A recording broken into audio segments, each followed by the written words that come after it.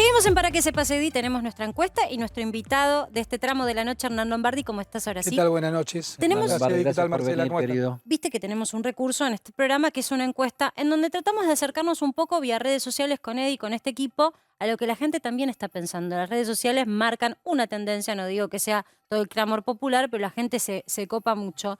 Ingresando en a24.com, en nuestro equipo partió de esta consigna hoy, ¿no? Porque, bueno, tantos días de manifestaciones y de conflicto para poder transitar. Ramiro Marra, que lo sigue a Milei, propuso hacer un movimiento antipiquetero. Entonces la pregunta del día es, partidarios de Milei convocan a un movimiento antipiquetes. ¿Estás de acuerdo? ¿Sí o no? Un movimiento antipiquete. No, yo creo que no, pero voy a explicar por qué. Yo creo que... Espera, primero que voten. Voten Dale, por a el ver, no, así ya vamos viendo los votando. resultados y ahí Hernán arranca con la respuesta. Yo creo Mirá, que... mirá, no, estaba mirá. seguro, estaba totalmente ¿Estás seguro. seguro? 35.2 dice que Pero sí. yo creo que es lo que hay que hacer. Hay que reconocer a los piquetes, que seguir esta naturalización de los piquetes que ya llevan 20 años. Digámoslo, son 20 años, es insoportable. Es propio de un Estado ausente. Entonces hay que usar toda la batería de cosas que tiene el Estado.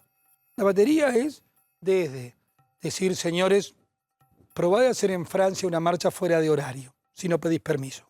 Yo estuve, me acuerdo una vez, todavía el gobierno socialista de Holanda, Champs-Élysées. Podía ser de 3 a 6, 6 y 5, el que no se subía a la vereda iba preso. Es así, se pide permiso y se organiza. Vos me decís, eso en Argentina parece Argentina Año Verde. Bueno, no tiene que parecer más Argentina Año Verde.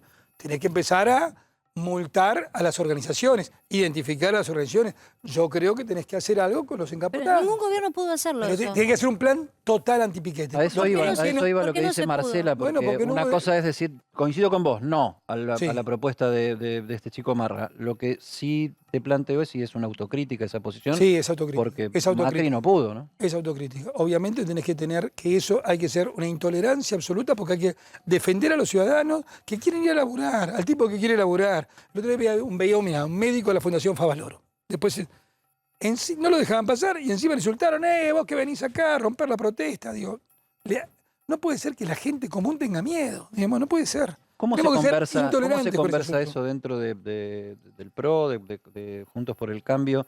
El tema de que un gobierno que tiene estas posiciones que vos planteás fue el que aumentó los planes sociales. Bueno, obviamente es parte de los cambios que nosotros creemos que hay que hacer. Está claro que los planes iniciaron en Argentina como una emergencia. También digamos, si en 2001, recordemos que está tan en boga hoy para analizar estos asuntos, prácticamente no había planes sociales. Los planes jefas y jefes son posteriores, primero jefas y jefes y después la AUH, ¿no? Eso fue el desarrollo de los acontecimientos. Por lo tanto, en la emergencia tiene que haber planes.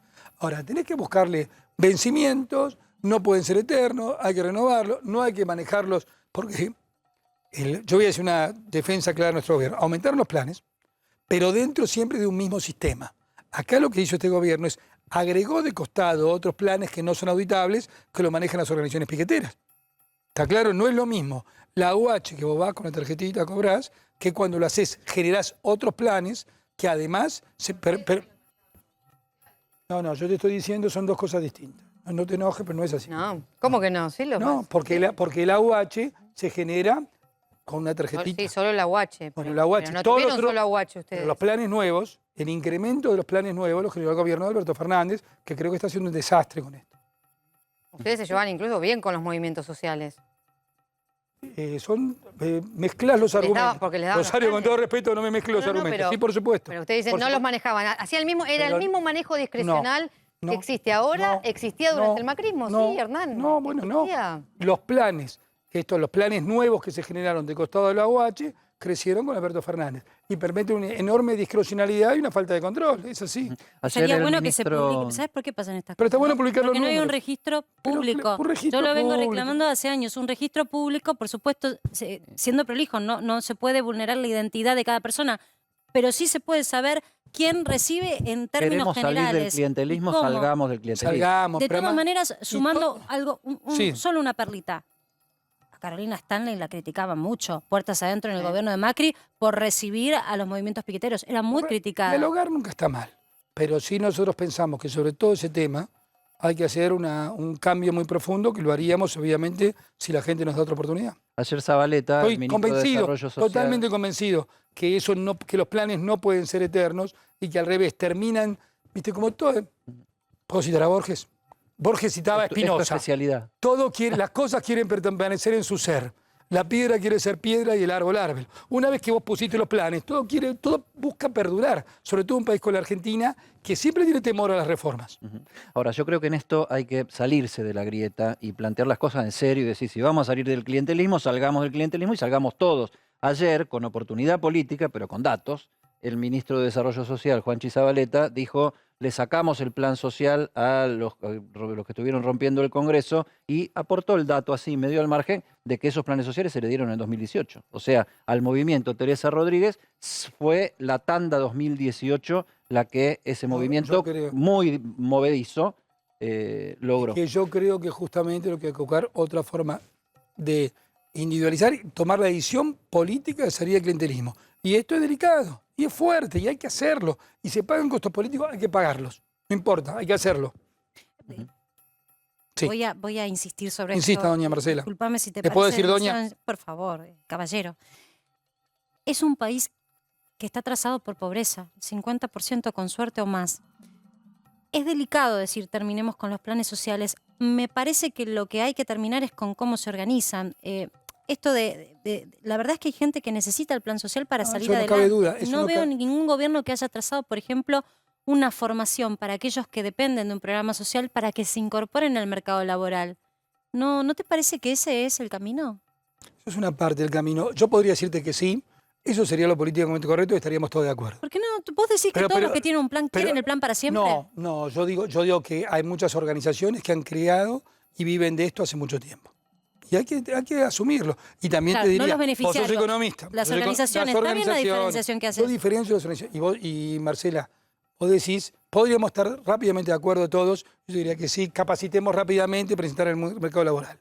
Acá el problema es cómo generás empleo y riqueza. Porque si vos... Podríamos tomarlo y quedarnos todos tranquilos, pero vamos a profundizar un poquito más. Por supuesto. Porque si vos capacitás en el mercado laboral, pero no tenés mayor demanda de trabajo, vas a desplazar los que ya están trabajando, ahora capacitados. O empleo público. Entonces el problema es cómo generás empleo. Lo otro estoy de acuerdo, pero es secundario a generar trabajo. Porque si no, de nuevo, capacitás, pero no generaste trabajo, al capacitado vas a desplazar al ocupado. Duplicás el problema. No solo tenés la necesidad, sino que generás angustia. Exactamente. Casi deliberadamente. Como tantas cosas en tantos países que vos ves que se fabrican ingenieros, médicos, etcétera, pero pues si no tenés trabajo, generaste una doble angustia. Vos tenés que generar el punto de tracción, siempre es el crecimiento, siempre es generación de empleo genuino. Ahora, lo otro estoy de acuerdo, no estoy de acuerdo. Estás tocando un tema que está escrito en el programa que Guzmán negoció con el Fondo Monetario. Básicamente hay como una fe ciega de Guzmán de que con su programa económico se va a generar empleo y que va a haber inversiones. ¿Lo ves de esa manera? Yo creo que el plan de Guzmán es pésimo. ¿Qué diría? Vamos a empezar una contradicción. Hay un plan. Nosotros lo rechazamos, el plan. Lo que se aprobó fue el endeudamiento, fue rechazado el plan.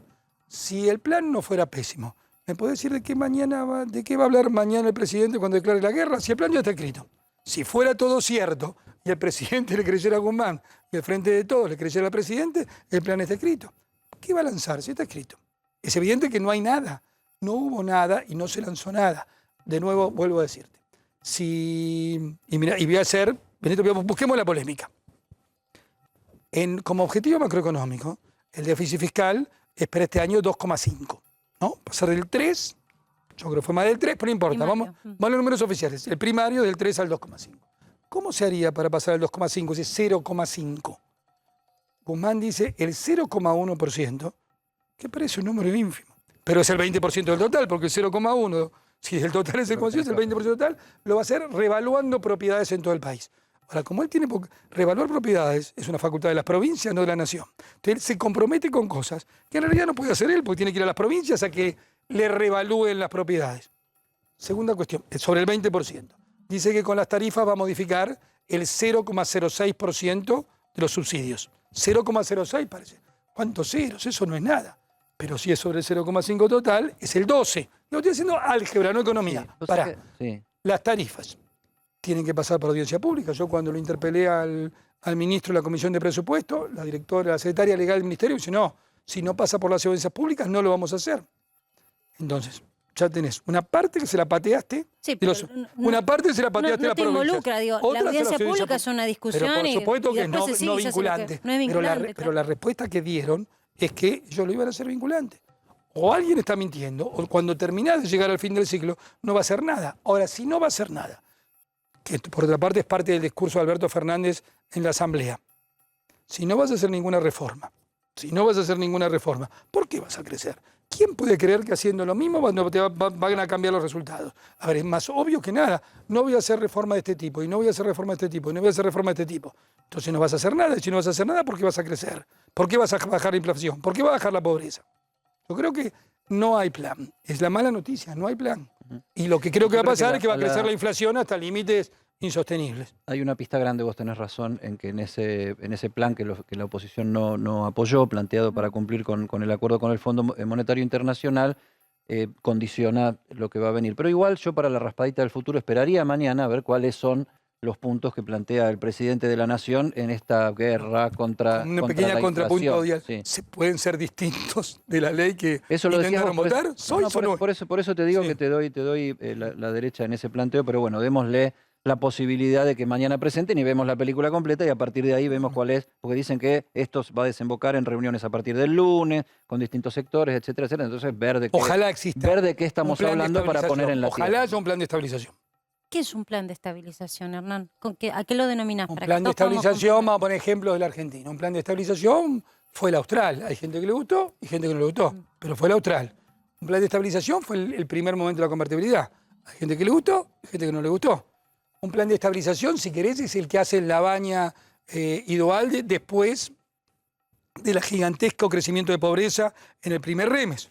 Me agarró un déjà vu, la misma enumeración que hizo Martín Redrado No ayer. lo que- escuché, pero es eso, es un Pero plan de estabilización. todos esos Un plan de momentos- estabilización implica. Sí, Vamos a ver, pero perdón, implica un digo, esfuerzo del Estado. Hernán, ¿me dejás decirte algo? Sí, señora. Todos esos momentos de la historia que traes y que me parece súper oportuno discutir, estaba dando vuelta y todos estaban de acuerdo, los actores que estaban involucrados, en que estabas en una crisis fenomenal. O sea, se llegaba a ese plan de estabilización porque estaba probado que estabas en crisis.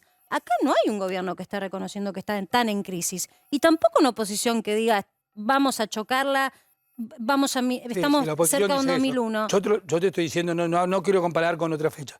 Lo que te digo, que con prácticamente un 5% de inflación mensual y un gobierno dividido, la crisis económica y la crisis política es una situación extremadamente delicada. Extremadamente delicada y te diría, de corto plazo es extremadamente delicada.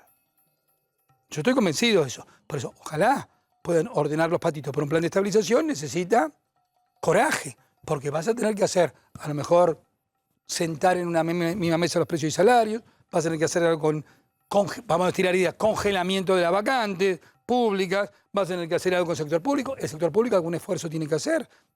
Vos lees lo que escribió Guzmán, la palabra sector público, esfuerzo del sector público, no existe en todo el memorándum. Ahora hay alarma en serio en el gobierno nacional y están mirando muy focalmente los principales nudos urbanos de la Argentina y particularmente, como siempre, el Gran Buenos Aires, Y sí. y mirando la cifra que vos presentabas el otro día de la inflación básicamente en alimentos, porque el 7,5% de febrero fue a nivel global, pero en GBA y también en el AMBA es de 8, casi Mirá. 9%. Es impresionante la Eddie. Y diferencia. ahí lo que le tienen miedo es Mirá. decir, si todo queda igual, vamos a un mínimo, un 10% en alimentos Verduras. en marzo, y si es 12 o 13, estamos en un problemón. No, es que cuando vos No quiero hablar de diseccionás- incendio, pero me No, lo pero que dijeron. está bueno que esto decís, porque sabés que cuando vos mirás la propia estadística del INDEC, verdura, legumbres, digo, nada que intervengan demasiados eslabones en una cadena, digamos, Sí, algo sí. más bien primario, versus GBA, datos de la provincia de Buenos Aires. La inflación de febrero, el aumento en relación a diciembre fue del 73%, 32% versus enero. De un mes a otro, un 32% en un salto de algo que es tan básico como es la verdura. Puede haber un componente estacional, no lo neguemos. Tanto no. Siempre Tanto lo no. hay, por pero favor. es mucho. Ya Pero me además- acostumbré. Pero además, contemos, entre los tres reconstruyamos la película que viene. Siempre es difícil. La película que viene es los sindicalistas, no los que están al frente del gobierno. No los piqueteros que están al frente del Perdóname, gobierno. un Voy a toque tirarte. padre, vas a tirarme la copa. Muchas gracias y después quién la paga. Gracias. ¿Cómo reconstruyamos la película? ¿quién va a ser el que se le dé vuelta? Los sindicalistas amigos, cuando le digan, no, tenemos que abrir la paritaria de nuevo. Cuando eso empiece a surgir, que tienen que abrir la paritaria de nuevo, vas a un verbo, que ahora descubrí que proviene del inglés, la espiralización, porque cuando vos firmaste por el 40 y mirás que estás en el 60, los que están alrededor, no los que están en contra, están en contra. El problema siempre es que el que te empuja es el que está alrededor. Los mismos movimientos sociales que están alrededor del presidente. Ahí va a estar el momento más delicado de la crisis. Saquémoslo un poquito de la comodidad de criticar al gobierno porque digamos que... Pero me siento, no sabes cómo. Pero nada, le pasó lo mismo también a Macri. Te estoy diciendo que la CGT Por eso. oficial es la que le va a decir, así, insisto en la palabra, reabramos las paritarias porque ahí entras en una situación de, si no tuviste un plan de estabilización, una situación de Perdón, descontrol. 84.000 pesos para que una familia tipo no se Pero por cobre en supuesto. Argentina. Pero a ver, el que nos está escuchando, el que nos está escuchando y se de la política, sabe que no le alcanza, pero no le alcanza. Pero con Macri Ni a pasaba lo patada. mismo, tampoco alcanzaba. El problema No, de la inflación es tan tóxica que ninguna receta todavía voy a surtió hacer efecto. una defensa encendida de un punto. Después otros te concedí que hay que... Te voy a hacer una defensa encendida de un punto. Nosotros entregamos el gobierno en diciembre de 2019 con el 0,4% de déficit primario. 0,4% de déficit primario. Eso probablemente se lo conoció perder las elecciones, digo. Vas a hacer todo el recorrido, tengamos honestidad intelectual, hubo un primer año de pandemia, pero sigamos todo el recorrido.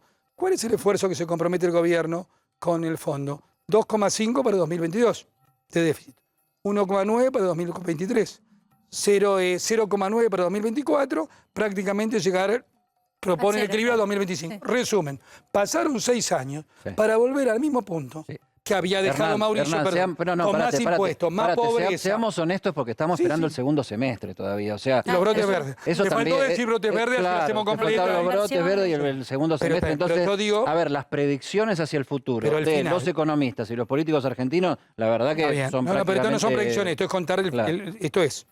Entregaste con el 0,4 de déficit. Incluidas las leyes del presupuesto y todo lo que se dice acá. Todo, escuchame. Nos han criticado por votar. No saben ni sabemos nada. Nos han criticado, esa es la verdad. Por no votar la ley del presupuesto. Decían, mire, ministro Guzmán, usted está prediciendo el 33%, me parece que está equivocado. 2 meses después, mejor que no votamos el presupuesto, porque con el fondo se comprometió al 48%. Y con una guerra en el medio que te cambia todas las reglas de juego también y los además valores. Los valores porque a mí siempre la honestidad intelectual. Ahora, eso es un valor que entra a la guerra. Vamos a la oposición donde también pasan cosas, dijo Mauricio. Qué frase extraordinaria. Claro. No me gusta. Hasta eso pasaron cosas. Recuperó la autoestima el radicalismo. Bienvenido. Dentro de Juntos por el Cambio. Vos sos radical de origen. ¿No te da nostalgia y ganas de volver ahí? Porque ahí tenés a Morales, que viene cabalgando desde el norte, a Manes, que viene con la ciencia, la neurociencia, a Lustó, que viene desde la capital federal, y el radicalismo que volvió a creer en sí mismo. Yo me siento cómodo y orgulloso de estar en el PRO. Cómodo y orgulloso. He sido siempre hace más de 12, 15 años que fui recibido. Me siento cómodo y orgulloso y creo que la palabra de uno es escuchada. Pero bienvenido que el radicalismo crezca, y bienvenido que la coalición crezca, y bienvenido que el peronismo republicano crezca, bienvenido. Eso va a ser una coalición fuerte.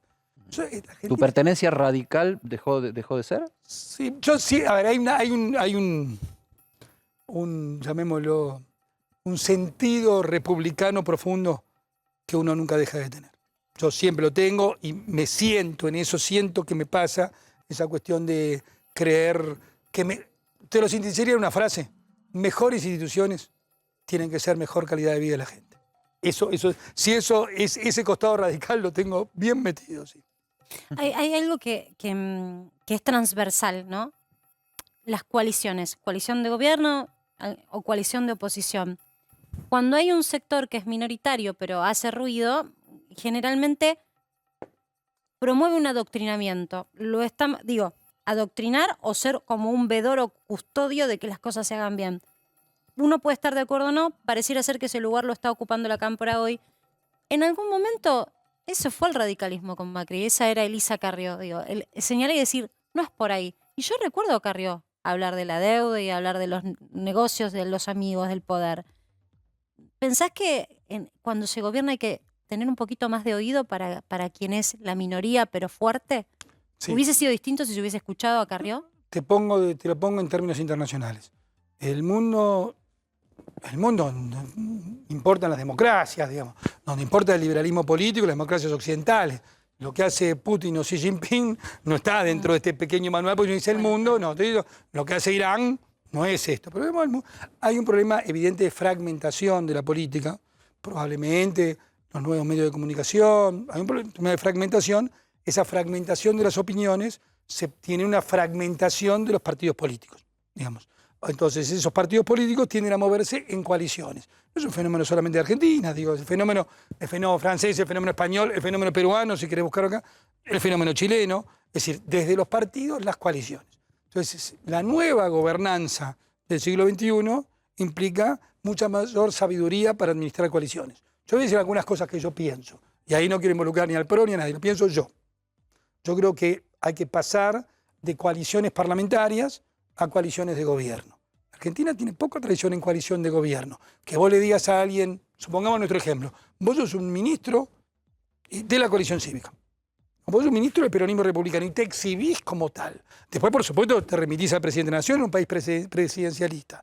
Pero está muy bien empezar a administrar coaliciones de gobierno y no coaliciones electorales, y mucho menos solamente coaliciones parlamentarias. Yo creo que es una gimnasia que los argentinos tenemos que tener. Perdón, pero por otra parte, Francia o Chile siempre las tuvieron. Vos en Francia tenías una coalición, llamémosla de centro-izquierda, y a lo mejor tenías ahí un ministro comunista. Y nadie le temblaba.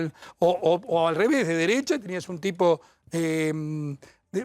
más golista o un tipo más vinculado a Giscard d'Estaing. Y eso siempre pasó.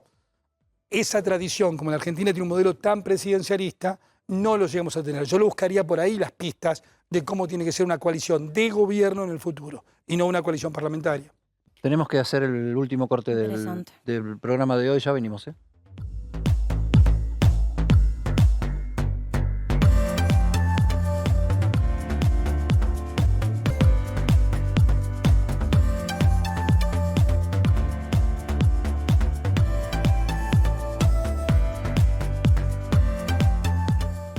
Último tramo de Para que sepa, seguimos con Hernán Lombardi hasta el final del programa, pero Rosario Ayerdi tiene información de último momento porque parece que cambió la sede del anuncio de la guerra contra la inflación mañana, Ro. Mañana arranca la guerra contra la inflación, lo que dijo Alberto Fernández, este mensaje que va a dar, lo va a dar a la tarde desde la Casa Rosada, porque se había especulado con que podría ser quizás en Tucumán. Viajó hoy el presidente a Salta y ya pasa la noche en Tucumán junto a Juan Mansur y alguno de sus funcionarios, pero vuelve por la tarde y el mensaje que va a dar con respecto a la inflación y las medidas que va a tomar va a ser finalmente desde la Casa Rosada. Alta data. Bueno, eso justifica un poco porque se especulaba, esto que te está trayendo Roger, y es alta data en rigor, se especulaba con que no había ningún pasaje sacado, lo digo irónicamente, para Guzmán. Y decís, bueno, si vas a anunciar algo que tiene que ver con la economía, ¿cómo no va a estar allí tu ministro más relevante, que es el ministro de Economía? Quizás tenga que ver con esto, con que se estaba cocinando. Redefinamos especulación periodística, ¿no? No, lo del viaje de Guzmán, porque desde las más altas esferas de la Casa Rosada decían que la cosa era en Tucumán, por lo menos hasta hoy a las 3 de la tarde. ¿Y bueno, hoy hablamos bastante en serio, ¿no? Para un chiste. Y para declarar una guerra ya bastante demorada la tenía que ser de la Ciudad de Buenos Aires. Bueno, vamos. La verdad que pobre la metáfora que usó, ¿no? En este momento. Yo no puedo creer a veces. Ustedes usaron bomba, Macri usó bomba, bomba de tiempo. No se enoje, Rosario, estamos hablando de Alberto. Claro, después cuando quiera hablamos de Macri. Pero, si no parece Macri usted siempre. Pero Cristina, pero ustedes usaron bomba de tiempo también. ¿Esa estuvo mal o no también? Bueno, yo te digo, qué mala metáfora que lo está pasando en Ucrania. Y estuvo mal también, en una sola frase no puede meter la pata tantas veces. El viernes empieza la guerra. Hace 2 años y 3 meses que gobernás. Tiene razón, estuvo mal Macri, ¿no? En decir bomba. ¿Cuándo van a la guerra. Ya que estamos en esto, ¿cuándo van a salir del pero? Porque esa es una manera de conversación que se estableció en la política. Es una berretada. No, pero los dos juegan a eso. No, pero a ver, ahora vamos los dos, el PRO y el kirchnerismo, ahora básicamente. dejó Cristina Macri por lo que tuvo que ir al Fondo Monetario. Mira, vamos a el problema es la deuda. Vos de esto sabés también, el tango se baila de a 2, ¿no? No, por supuesto, pero tampoco hay que hacer invocaciones, ¿viste? Yo a veces esas invocaciones que son también proclives, mucha gente dice, ¿cómo los argentinos no se sientan alrededor de una mesa, la política, y se ponen todos de acuerdo? A mí me parece a veces que tiene cierta intencionalidad y cierta ingenuidad, porque la gente puede pensar diferente. A lo que habría que invocar es a tener honestidad intelectual y expresar las diferencias con respeto, pero decir que vas a zanjar las diferencias porque te sientes en una mesa es una soncera. Ayer acá nosotros creo que coincidimos, Marcela, un economista, mirá, para que tenga mística un economista tenés que tener un entusiasmo bárbaro, ¿no? Un economista como Martín Redrado puso sobre la mesa un tema de conversación muy interesante que hoy consulté en varias esferas del gobierno también. Es difícil que lo charlemos ahora, que tiene que ver con la regionalización de la Argentina. Es un buen tema para discutir. Pero eso es un tema para que se converse, hay que ponerlo sobre la mesa. Por supuesto. Lo que pasa, ahí vamos a avanzar un segundo sobre el tema. Si tenés que, ya hace rato que está, si eso necesita o no una reforma constitucional. Y si abrís la puerta de reforma constitucional, si la reforma, sí, pero los parlamentos no. Es siempre cuáles son los temores. Si la Asamblea se puede o no declarar soberana y avanzar sobre temas fuera de agenda, esos son los temas. Por eso yo estoy de acuerdo que es necesario conversar. Ahora, pero no es cierto. ¿Se puede conversar con semejante nivel de grieta? Y se alimenta de los dos lados, ¿eh? Porque están los halcones y palomas de ambos lados. Yo creo que es imprescindible conversar, pero conversar no tiene nada que ver con que las diferencias dejen de existir. Las diferencias van a seguir existiendo. Yo tengo diferencias muy profundas con el modelo kirchnerista. Las tengo, pero son absolutas, te diría, en un punto. Con Guzmán tengo una diferencia total. ¿Te sentarías a tomar un café con Máximo Kirchner, por ejemplo? Sí, claro. Pero ni él me puede... Es muy difícil que me convenza de algo y que yo lo convenza de algo a él. Y eso no son prejuicios. No son juicios. Ahora, ¿son necesarios puntos de acuerdo con la Argentina? Sí, pero aparte todo el mundo... Entonces, en este momento siempre sale... Los españoles hicieron un acuerdo en la Moncloa. Ojo, nadie ha profundizado sobre qué significó el acuerdo de la Moncloa. Los crímenes de Franco nunca fueron investigados. Por decirte algo que se me ocurre sobre el tema. Recién ahora se empiezan a abrir algunas cosas. Un taponazo a la historia. Última pregunta, se lo dejamos a Martín Angulo, que la tiene preparada por ahí. Nos queda 1 minuto y medio de programa, ¿eh? Hernán, mañana hay un hecho político y judicial importante. Por el momento tiene poca trascendencia, que va a ser la indagatoria de Marcelo Villegas, el ex ministro de Trabajo de María Eugenia Vidal, por la causa que todos conocemos como la causa de la Gestapo. Va a ser mañana en la mañana en La Plata. No es la única causa por espionaje o armado de causas que tiene en marcha la gestión de Mauricio Macri. ¿Hubo una autocrítica interna de cómo durante el gobierno Macri se manejó la Agencia Federal de Inteligencia? No es mi especialidad, pero nada que yo conozca, bajo ningún punto de vista.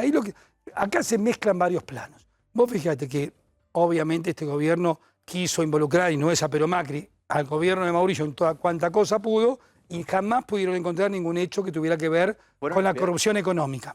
Entonces aparece toda esa línea, que admitamos que es una línea que genera mucha ambigüedad, probablemente por las ambigüedades del tema inteligencia en la Argentina. Fueron espiados funcionarios de ustedes. Bueno, yo no creo todo eso, no lo creo. Eso lo decís vos, no lo creo. La justicia lo tiene que probar. No lo creo. Bueno, esperaremos los tiempos de la justicia, que también se está estudiando qué pasó con la deuda externa. Todo hoy es judicializable y veremos también cómo responde la justicia, que también está en tela de juicio en este país. Nos quedamos sin tiempo. Te invitamos la próxima a seguir. Me encanta. Va a tener un gran éxito en este horario. Muchas gracias, Hernán.